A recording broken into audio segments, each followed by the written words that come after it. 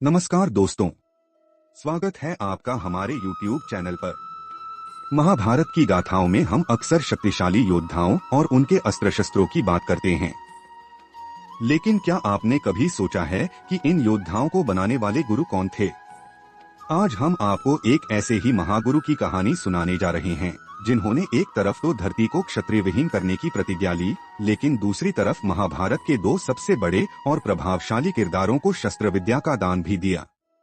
जी हाँ, हम बात कर रहे हैं भगवान विष्णु के छठे अवतार भगवान परशुराम की। और उनके वो दो शिष्य थे, भीष्म पितामह और गुरु द्रोणाचार्य। तो चलिए आज की इस अद्भुत पौराणिक कथा में हम जानते हैं कि किन परिस्थितियों में भगवान परशुराम ने भीष्म और द्रोणाचार्य को अपनी विद्या प्रदान की। हमारी कहानी का पहला अध्याय जुड़ा है गंगापुत्र देवव्रत से, जिन्हें हम सब भीष्म पितामह के नाम से जानते हैं। देवव्रत राजा शांतनु और स्वयं मां गंगा के पुत्र थे।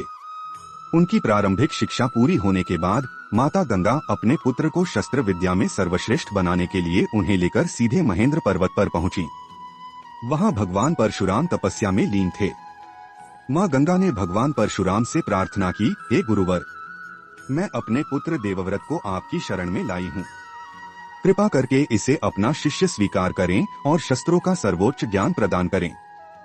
भगवान परशुराम ने देवव्रत की आंखों में तेज और सीखने की लगन देखी। उन्होंने देवव्रत की योग्यता को परखा और उन्हें एक उत्तम पात्र मानकर अपना शिष्य बना लिया। इसके बाद कई वर्षों तक परशुराम ने देवव्रत को हर उस अस्त्र शस्त्र और युद्ध नीति में पारंगत किया जो उन्हें ज्ञात थी। गुरु का ज्ञान और शिष्य की लगन जब मिले तो देवव्रत उस युग के सबसे अजेय योद्धा बन गए। लेकिन दोस्तों, नियति को कुछ और ही मंजूर था। यही गुरु और शिष्य बाद में राजकुमारी अंबा के लिए एक दूसरे के विरुद्ध 23 दिनों तक चले एक विनाशकारी युद्ध में आमने सामने खड़े हुए। पर वो कहानी फिर कभी। अब बात करते हैं महाभारत के दूसरे महागुरु द्रोणाचार्य की।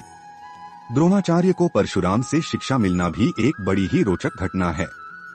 द्रोणाचार्य जन्म से एक ब्राह्मण थे और उनका जीवन घोर गरीबी में बीत रहा था। जब उनके बचपन के दोस्त पांचाल के राजा द्रुपद ने उन्हें अपमानित किया तो उन्होंने ठान लिया कि वो दुनिया के सबसे महान गुरु और योद्धा बनेंगे। उसी समय उन्हें समाचार मिला कि भगवान परशुराम अपनी सारी संपत्ति ब्राह्मणों में दान कर रहे हैं। द्रोणाचार्य तुरंत ज्ञान और धन की आशा लेकर परशुराम के पास पहुँचे। लेकिन जब तक द्रोण वहां पहुँचे तब तक बहुत देर हो चुकी थी। परशुराम अपनी सारी भौतिक संपत्ति दान कर चुके थे।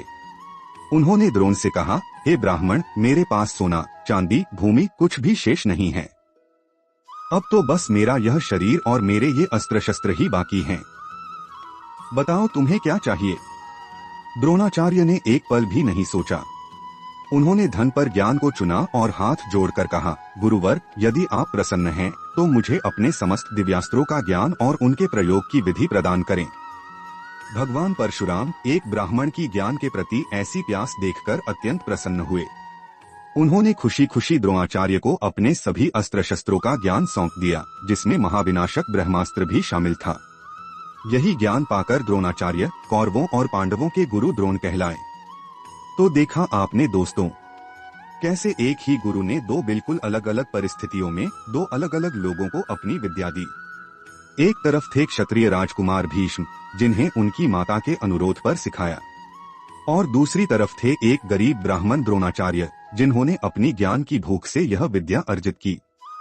यह कथा हमें सिखाती है कि सच्चा ज्ञान मांगने वाले की योग्यता और उसकी नीयत को देखता है, उसके कुल या उसकी संपत्ति को नहीं।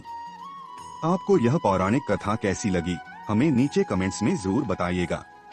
अगर यह वीडियो आपको पसंद आया हो तो इसे लाइक करें और अपने दोस्तों और परिवार के साथ शेयर करना न भूलें। और हाँ, ऐसी ही और भी रोचक और ज्ञानवर्धक कथाओं को सुनने के लिए हमारे चैनल को सब्सक्राइब जरूर कर लें और वो घंटी वाला आइकॉन भी दबा दें, ताकि हमारी कोई भी वीडियो आपसे मिस न हो। मिलते हैं अगली वीडियो में एक नई कहानी के साथ। धन्यवाद।